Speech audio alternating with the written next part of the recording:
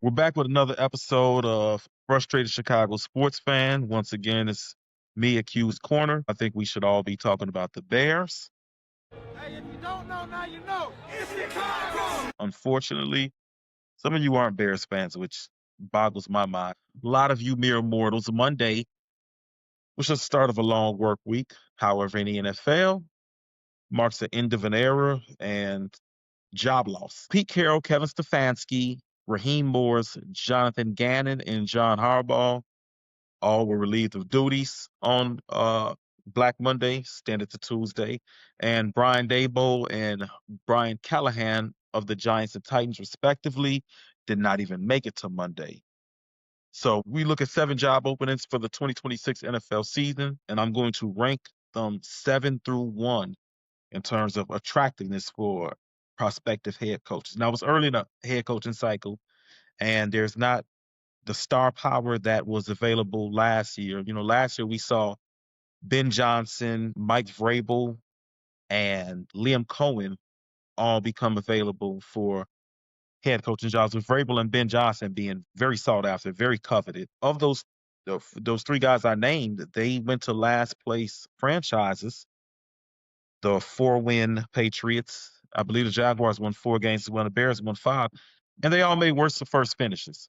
So for the 7 teams looking to fill head coaching vacancies, there is hope, because we saw 3 of these coaches, and they're all 3 are going to be heavy factors in Coach of the Year. In fact, I think one of those 3 will be named Coach of the Year.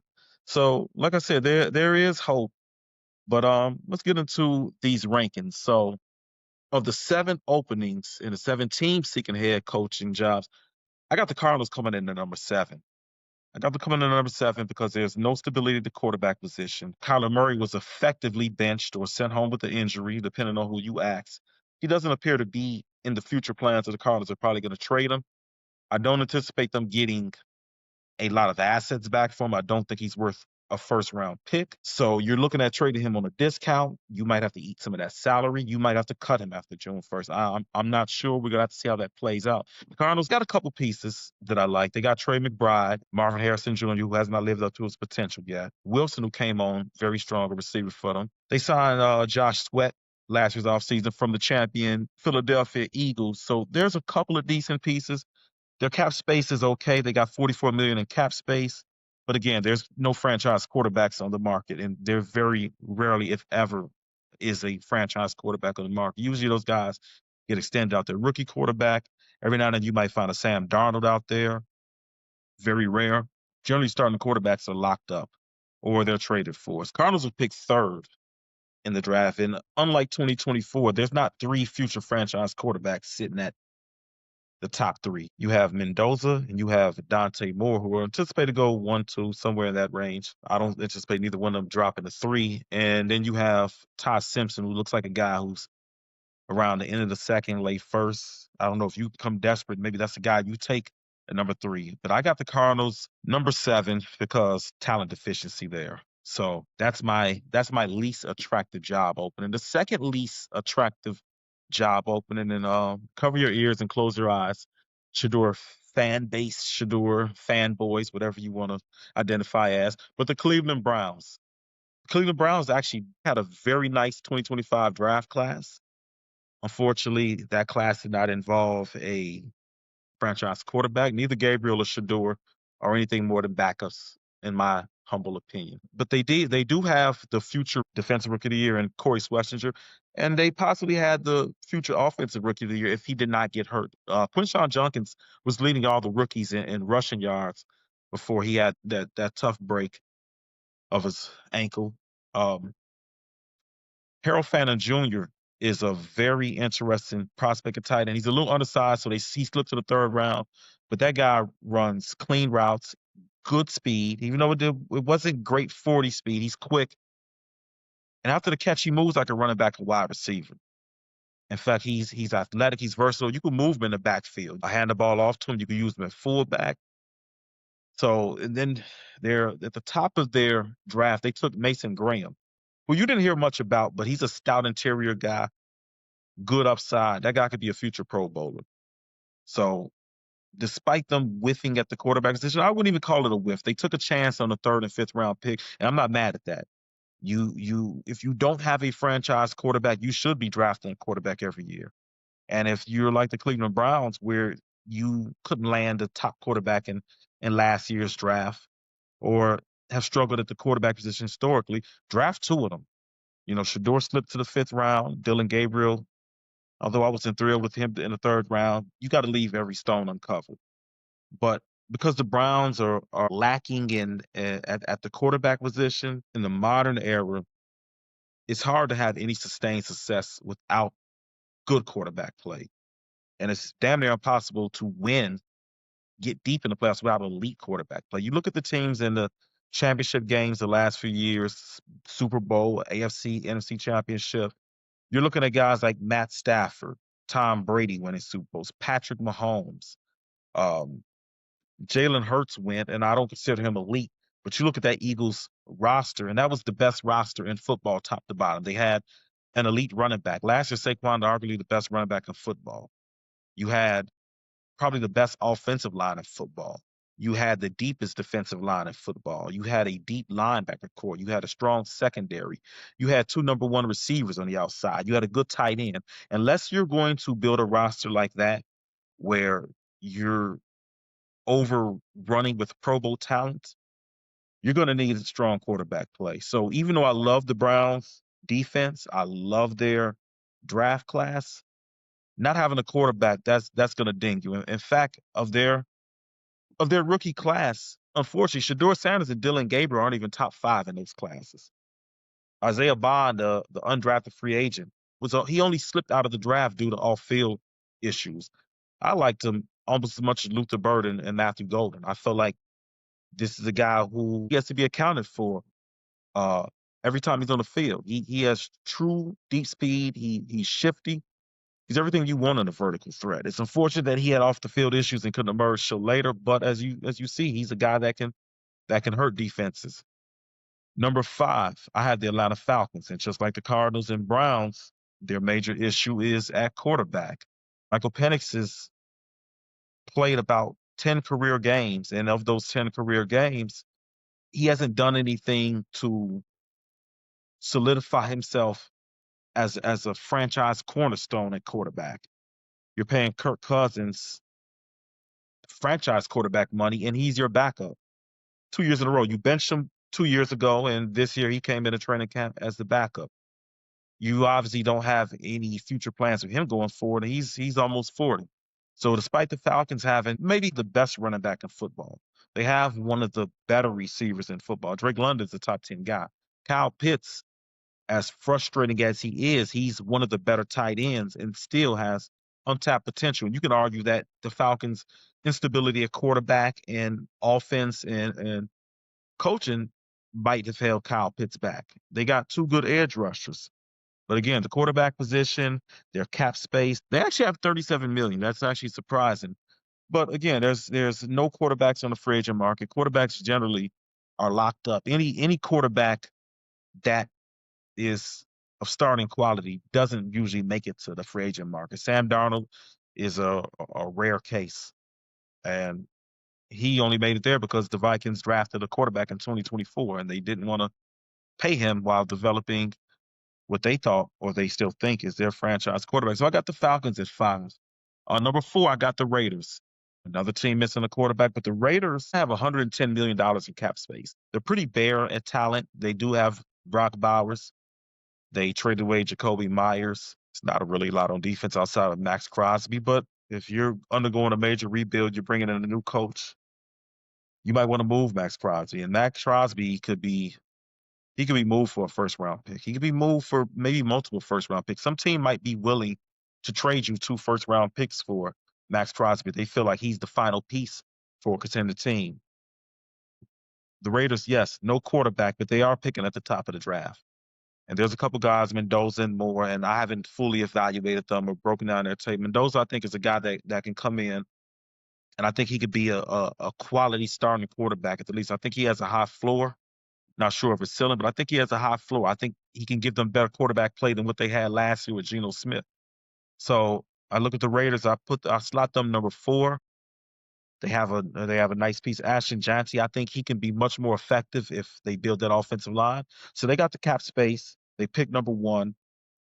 It's a relatively attractive coaching job. Number three, I'm gonna go with the New York Giants. New York Giants think they won 3 games. There's a lot of talent on that Giants team. There's a lot of talent.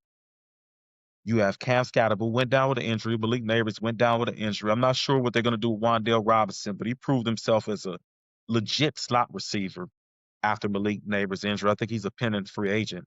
Darius Slayton, Theo Johnson emerged at tight end. They really have to address that offensive line. You drafted Abdul Carter. Um, Guy has a boatload of athletic ability. You have Brian Burns on the other side. You have Kayvon Thibodeau. You have a strong guy in the interior. So the Giants have talent on that roster, and they got 15 million in cap space, which for a team that's got to fill in a lot of gaps, you want that cap space to be higher. But again, they're picking top five, so they're going to get a blue chip prospect. Maybe somebody falls in love with Ty Simpson or Dante Moore slips.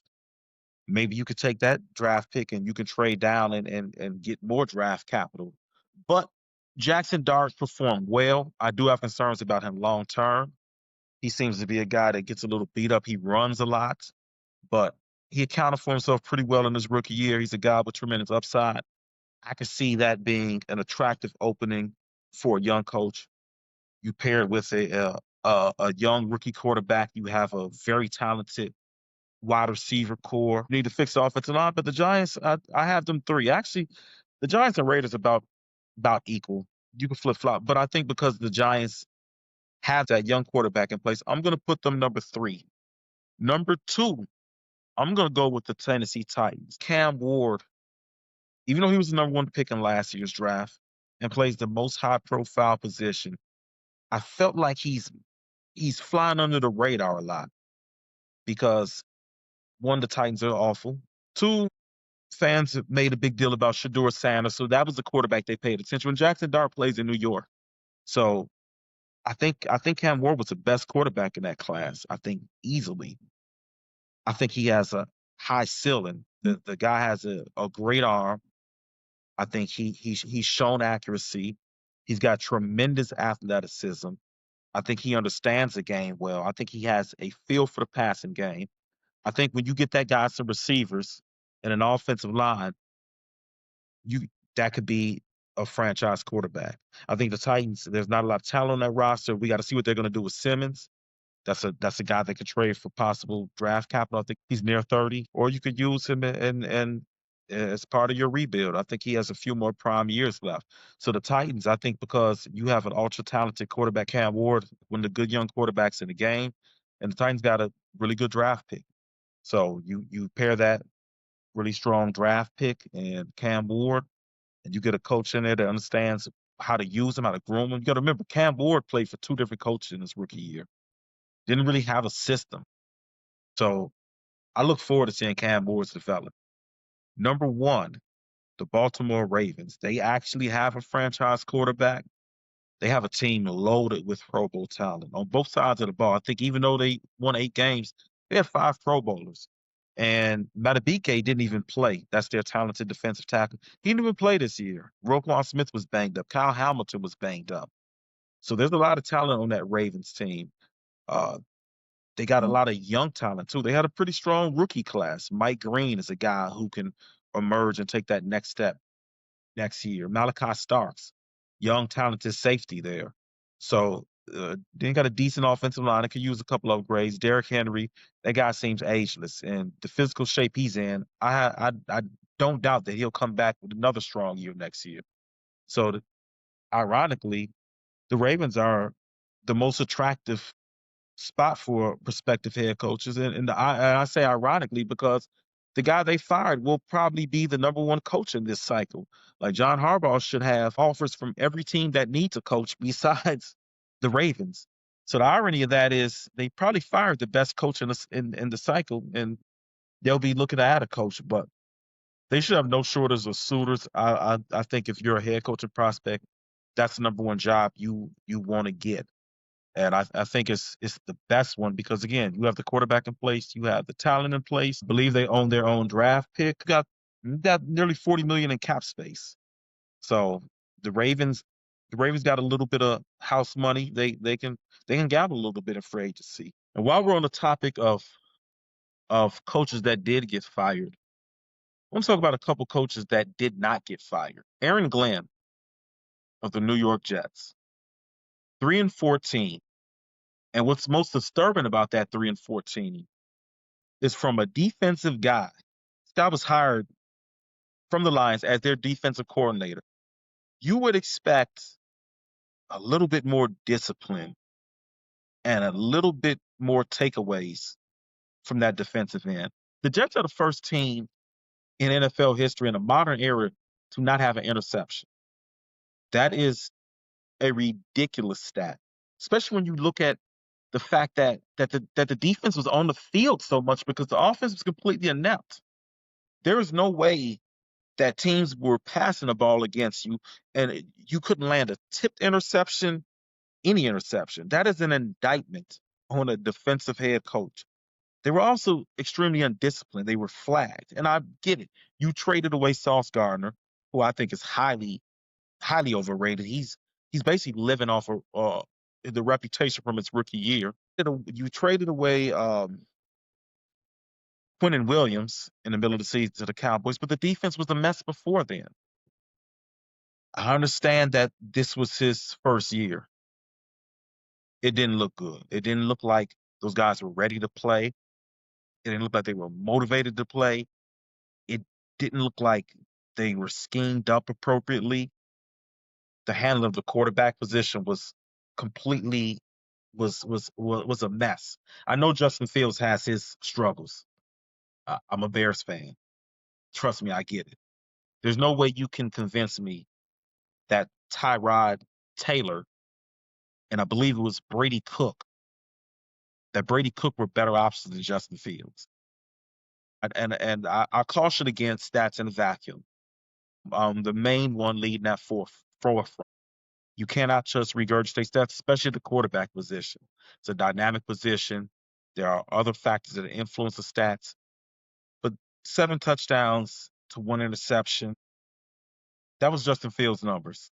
I felt like they could have had a little more patience with him. I feel like Aaron Glenn kind of succumbed to the owner's pressure and the criticism. I just felt it was a mishandled situation with the Jets. I mean, there was grounds for dismissal in the 1 year.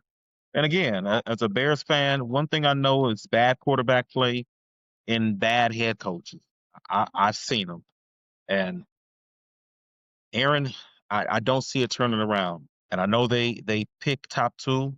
Maybe that's a salvage point. Aaron Glenn will get a chance to draft a quarterback. I don't know how people are going to evaluate Dante Moore, but I've seen some mocks with him going top five. And I watch a little bit of Oregon football. I haven't broken out enough tape to tell you if he's worthy or not worthy of number two position. But I get it with the Jets. I think they did set themselves up for the future with the first round picks they're getting from the Colts and what they're getting from the Cowboys. But I was actually a little shocked Aaron Glenn wasn't dismissed in his first year like Pete Carroll. Because that Jets team is an absolute mess.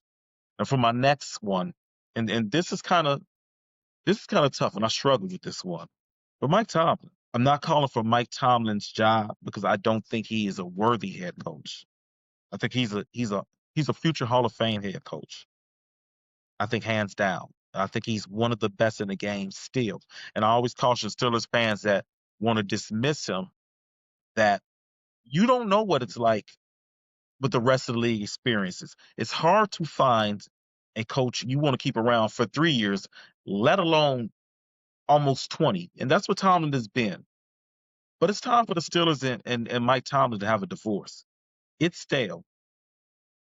Dragging your team to the playoffs and just above 500 every year is just a cycle that's not going to break as long as Tomlin's the head coach of the Steelers.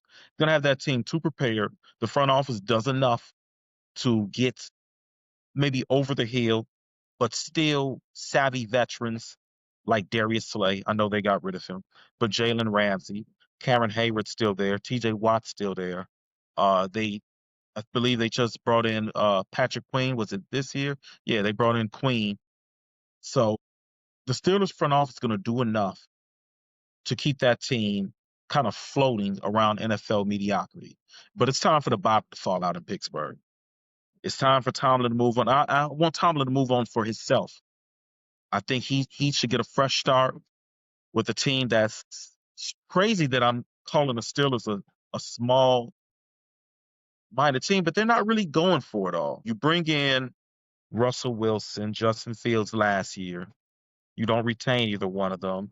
And they were stopgaps at quarterback. Justin Fields was a good swing, young guy, first round pick. So I actually proved that I won. It didn't work out. And then you bring in Aaron Rodgers. He's 40 something years old, savvy guy, but this version of Aaron Rodgers isn't getting you any further than the first round. They might escape the first round.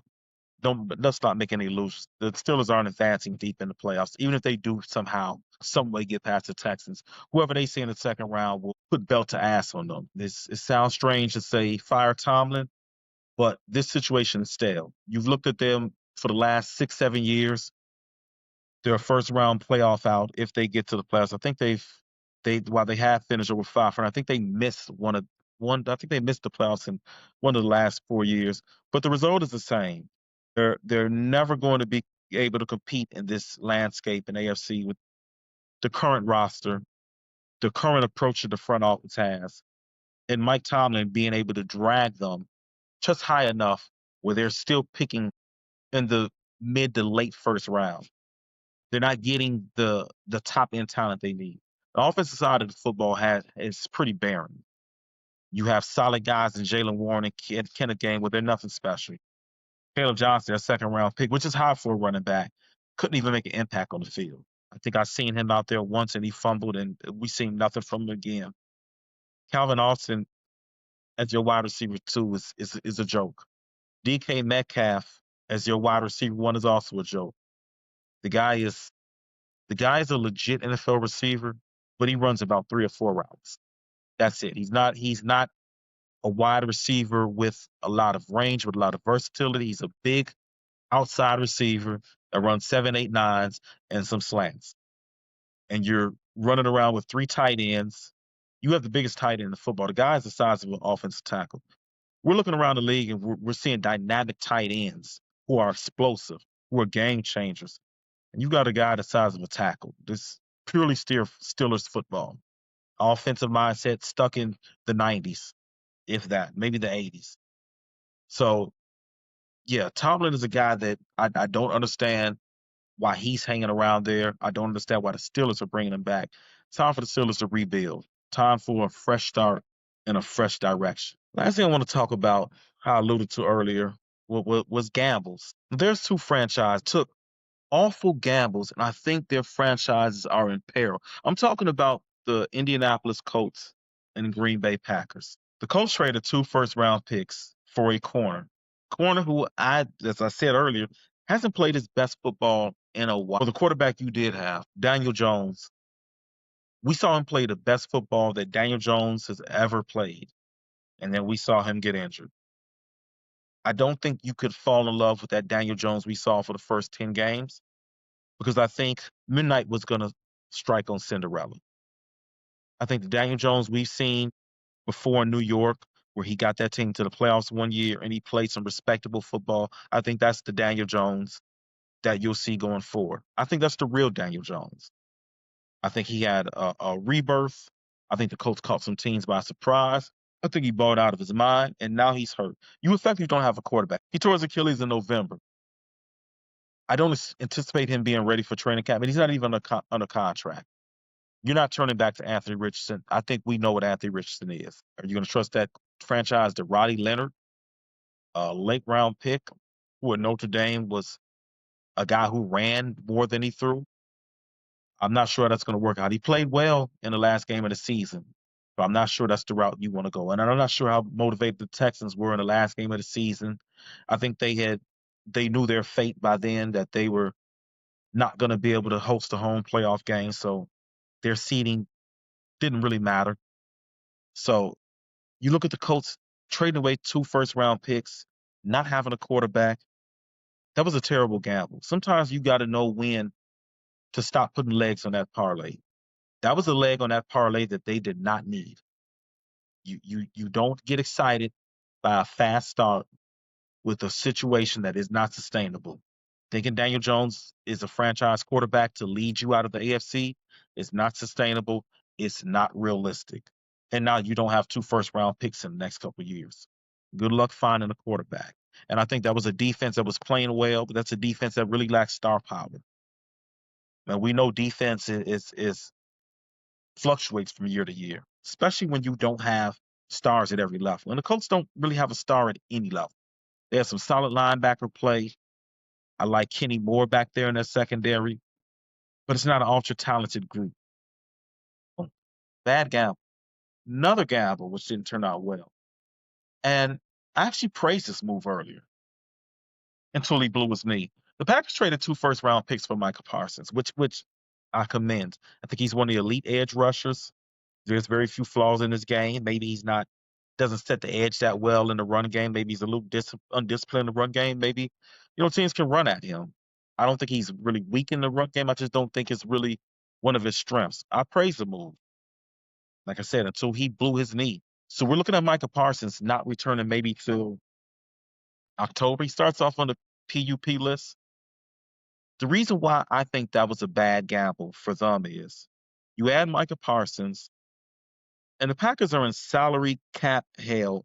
If the projections are right, the Packers are looking at, I think they're either 2 million over the cap or 2 million under the cap. And pretty soon Jordan Love's contract kicks in. He is going to be the highest paid quarterback in the NFL. Jordan Love is a good quarterback. He's not highest paid quarterback in the NFL level. When you're the highest paid quarterback in the NFL, you're up there with the Joe Burrows, the Lamar Jacksons, the Josh Allens, the Pat Mahomes. Healthy Joe Burrow makes the Bengals a contender instantly. Josh Allen too this year, and even this year they won 11 games. They've won that division for the last, what is it, 5 years? They've been in several AFC Championship games. They haven't been able to get under over the hump.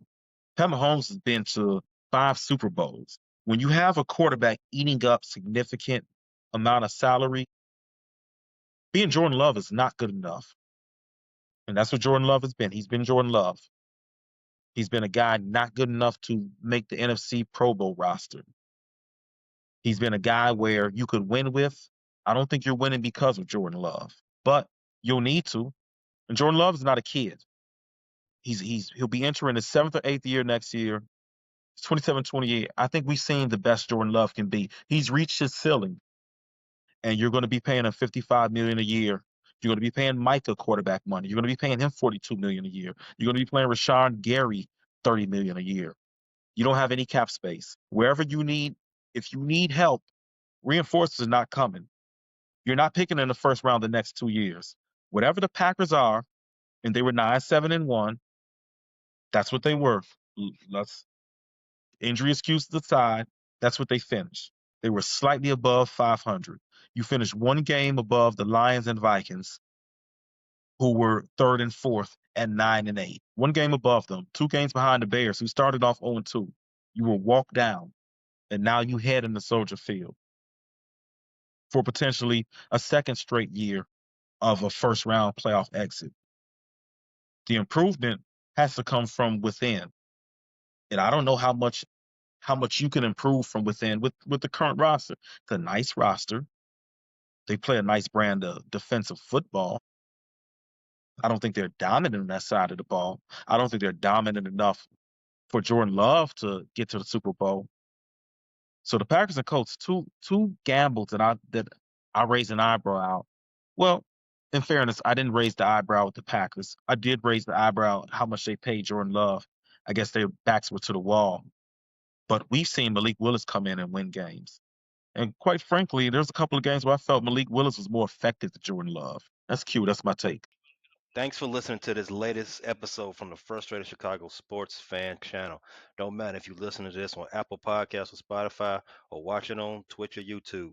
Make sure you like, subscribe, share with a friend, hit the notification bell so you never miss a drop. And to all the guys from Chicago, we say three things: bear down, go Cubs, go, and sell the team, Jerry.